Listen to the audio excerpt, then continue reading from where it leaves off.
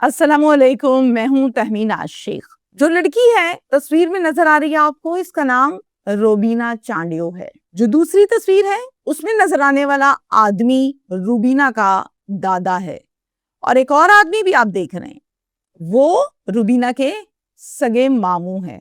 10 अप्रैल को रात के 3 बजे रूबीना को इसके दादा और मामू गोली मार के कर देते हैं। इस वक़्त की जनाब वीडियो बन जाती है, वो वायरल हो जाती है। देखा जा सकता है कि वीडियो में बड़ा क्लियरली समझ आता है, रूबीना हाथ जोड़ के माफिया मांग रही है, तरले कर रही है, मेरी जान बख्श दो, मुझे माफ कर दो, मुझे ना मारो। लेकिन किसी को तरस ना आया, इन दोनों ने मिलकर उसे गोलियां मारी।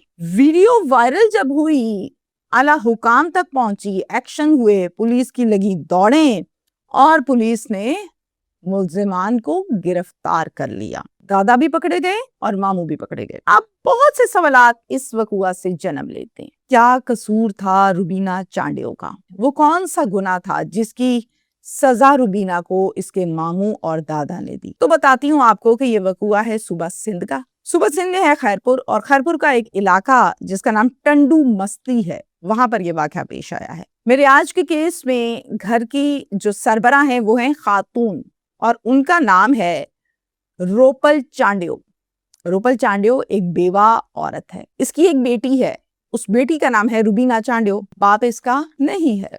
जब बाप नहीं है, मर्द नहीं है, तो फिर इनको सपोर्ट करने वाले मामू थे, दादा थे, बहुत प्यार करते थे, ख्याल रखते थे, इनके मुहाफिजों की तरह से इनसे मोहब्बत की। इस तरह से जिंदगी गुजरी कि रूबीना को कभी महसूस ही नहीं हुआ कि भाई बाप कहाँ है, बाप की कमी एहसास ही नहीं हुआ, फील ही नहीं हुई। दादा का नाम वली मोहम्मद चांडियो और मामू का नाम कैसर मोहम्मद चांडियो, आपको याद रहे।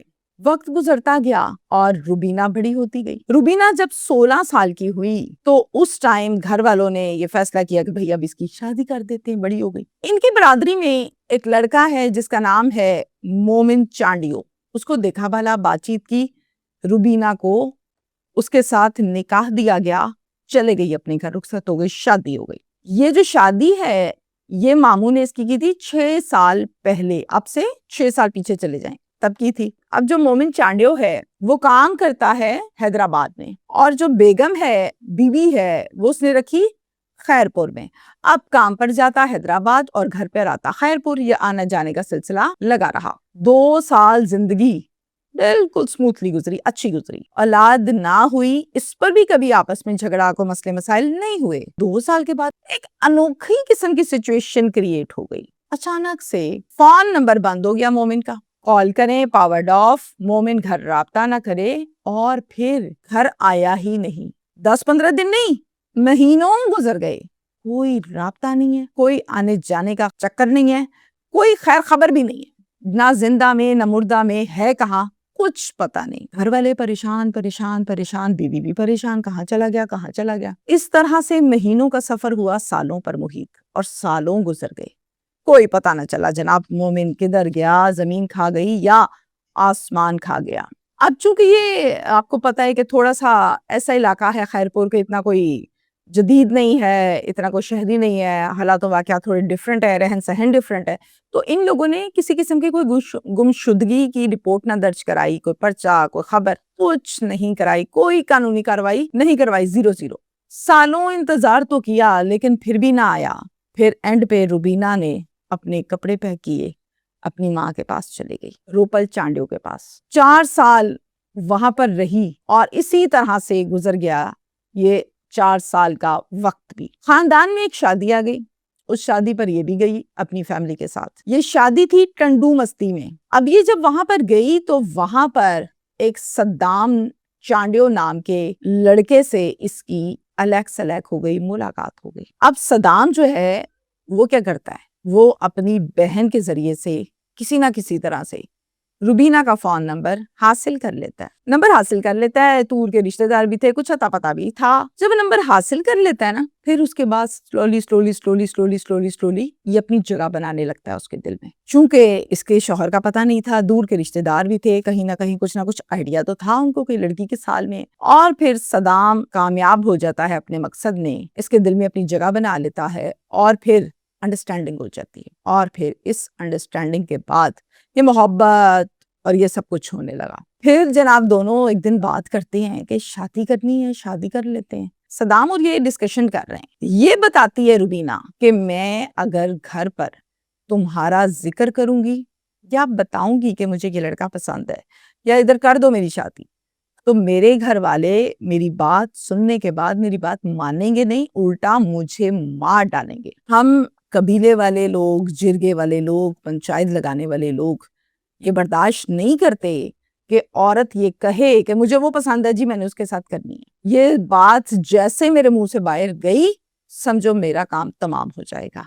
मैं ज्यादा बेहतर जानती हूँ अपने घर बार को। ये काम जिंदगी में कभी तस्वुर भी ना करना कि मैं घर बताऊं और हो जाए। छोड़ दो इस उम्मीद को, ये ख्वाब है। तो फिर क्या किया जाए? फिर इसका एक ही हल है कि हम दोनों घर से भाग कर खुद ही शादी कर लें। प्लान बनाने लगते हैं। होता क्या है कि सदाम आता है, आकर इसको घर से भगा के कराची अपने घर में ले जाता है और ये सब कुछ 9 अप्रैल को होता है। जैसे घर लेकर जाता है, चूंकि ये दूर के रिश्तेदार हैं, उन्होंने रुबीना को देखा हुआ है, तो रुबीना को देखते सार वो कहते हैं इसको कहाँ से लाए। फिर सदाम कहता है ये मेरी मोहब्बत है, मैं इससे शादी करूंगा, मैं लेकर आया हूँ, सब कुछ बताता है। घर वाले ये सब कुछ सुनने के बाद फटी हुई आंखों से उसको देखते कहते तुम्हारा दिमाग खराब है, खबरदार जो तुमने दोबारा कभी किसी के साथ ये हरकत की और जो की है इसको ठीक करो, इस लड़की को वापस इसके घर छोड़ कर आओ। हम वो लोग नहीं हैं जो लोगों की इज्जतों को घर से भगाएं। तुमने जो किया है वो गलत किया है, हम इसे बिल्कुल नहीं रखेंगे। तुम्हारा दिमाग खराब है, तुम्हारी मोहब्बत है, वो बीवी है किसी की, वो निकाह में है किसी के, कवारी नहीं है जिससे तुम शादी कर लोगे। बहुत बड़ी गलती की है तुमने। लान तान उसकी बेइज्जती करने लगे। सदाम ने सब कुछ सुना, लेकिन सुनने के बाद कहा कि मैं इसे नहीं छोड़ के आऊंगा, ये रहेगी इधर और मैं निकाह भी करूंगा इससे। जिद करने लगा। अब इसी तरह से रात तो गुजरी, लेकिन अगला दिन जो चढ़ा वो था 10 अप्रैल का। चूंकि ये 9 को भागे थे दोनों घर से, 10 अप्रैल को घर वाले क्या करते हैं, लेते हैं रुबीना को और लेकर जबरदस्ती सीधा चले जाते हैं खैरपुर रुबीना के घर।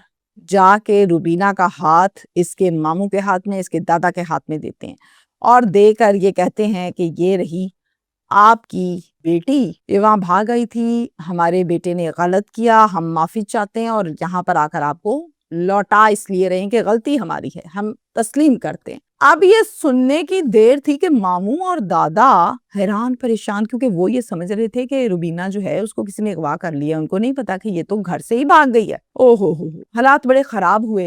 ये लोग पकड़ा के माफी शाफी करके वापस चले गए। फिर लगा एक जरगा। इस जरगे में खानदान के बड़े बड़े सब बैठे बुजुर्ग और फैसला किया गया कि रुबीना को कारोबारी की सजा दी जाए। ये हुक्म दिया जाता है। रुबीना जो है वो वहां पर रो रो के हाथ जोड़ जोड़ के माफिया मांग रही है, माफ कर दो, गलती हो गई, आइंदा नहीं करूंगी, मेरी जान को बख्श दो, मुझे मत करो, मैं जीना चाहती हूँ, मैं मरना नहीं चाहती। किसी ने ना सुनी और फिर मामू ने पिस्टल निकाली, दादे ने पिस्टल निकाली, 2 मारी, ये ठा नीचे गिर गई, खत्म। वहां पर मजमा भी लगा हुआ है।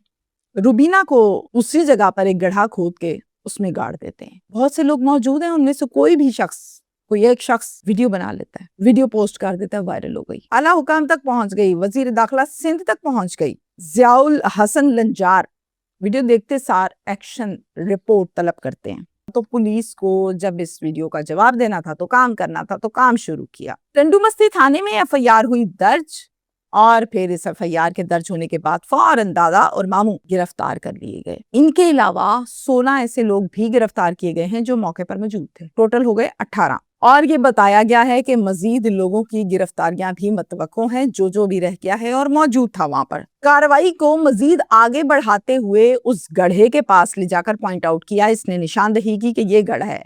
फिर गड्ढे को खोदा, रुबीना को बरामद किया गया। इस वकुआ के हवाले से घम्बिच में, खैरपुर में एक एहतजाजी मुजाहिरा किया गया है और छोटा नहीं बहुत बड़ा, जिसमें सिविल सोसाइटी के लोग हैं, अवाम मौजूद है। वो बाकायदा बैनर्स पकड़े हुए, इसकी तस्वीर है उन बैनर्स पर, और इंसाफ का मुतालिबा करते दिखाई देते हैं। ये इस केस की डिटेल्स हैं। अब आ गई तहमीना शेख की राय। जिरगे वालों ने अपनी अना को ठंडा किया, करो कर दो। दादे ने गुस्सा ठंडा किया, मारी। मामे ने गुस्सा ठंडा किया, ہماری پولیس نے کارروائی کی، بندے پکڑے. اس لڑکی کی زندگی 16 سال سے شروع کرتے ہیں. پچھلا تو بچپنا تھا، شادی ہو گئی چلے گی، 2 سال شوہر کے ساتھ رہی اور پھر شوہر غائب ہو گیا. کون جواب دے گا اس گناہ اور اس ظلم کا؟ ماما دے گا یا دادا دے گا کہ بھئی یہ تم لوگوں نے نکاح کر کے بھیجا تھا، کرو ٹریس اس بندے کو، کدھر ہے میرا شوہر؟ پر یہ اجازت نہیں ہے کہ حق مانگا جائے یا عورت آواز نکالے. یہ تو نہیں کر سکے آپ لوگ. سالوں وہ بیٹھی رہی، پھر ماں کے پاس آ گئی، پھر ادھر رہتی رہی. مجھے نہیں پتا کہ انسانی حقوق کے بارے میں جرگے کیوں نہیں بولتے، پنچایتیں کیوں نہیں بولتی، یہ دادا ماما کیوں نہیں بولا. اس کا حق نہیں ہے شوہر؟ ڈھونڈو اس کے شوہر کو. مردہ ہے تو بھی بتاؤ، زندہ ہے تو بھی بتاؤ. بھئی اس کو ایک امید پہ بٹھایا ہوا ہے کہ پتہ نہیں آئے گا کبھی کہ نہیں آئے گا، زندگی پوری ایسے گزرے گی. وہ گھر سے بھاگی ہے، اس نے غلط کیا ہے. لیکن شوہر اگر آپ نے کلیئر کیا ہوتا نا کہ زندہ ہے یا مردہ ہے تو اس کی مینٹالٹی بھی ویسی بنتی. اسے پتہ ہی نہیں ہے کہ بندہ اس زمین پر ہے یا نہیں، وہ انوالو ہو گئی ایک اور جگہ. آپ لوگوں کی غیرتیں بہت بڑی بڑی ہیں، ڈر کے بیچاری گھر سے بھاگ گئی. پھر کیا گناہ دیا؟ یعنی خدا بن گئے آپ لوگ. ہر وہ بندہ، میں نے نہیں کبھی دیکھا ہے اس کے دادے کو، مامے کو، خیر پور کو، یہ حرکتوں کو. ہر وہ شخص جو فرعون اور خدا بنتا ہے نا، اس کا اینڈ ایک دن ہوتا ہے، زوال آتا ہے. یہ آ گیا زوال ان کے اوپر. شکریہ.